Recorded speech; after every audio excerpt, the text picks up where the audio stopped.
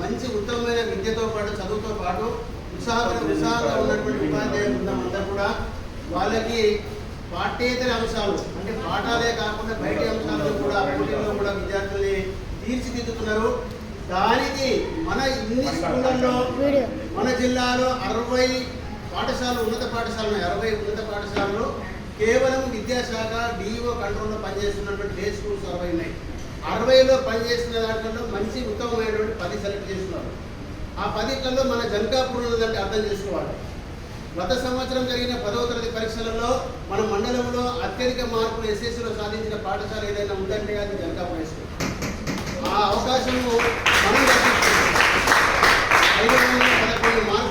511 మార్కులు మర్యాద సాధించడం ద్వారా ఆ ఘనత 519 మార్కులు మర్యాదకు 11 మార్కులు శంకర్కు ఇలా మన మండలంలో అత్యధిక మార్కులు సాధించినటువంటి పాఠశాల మనదే.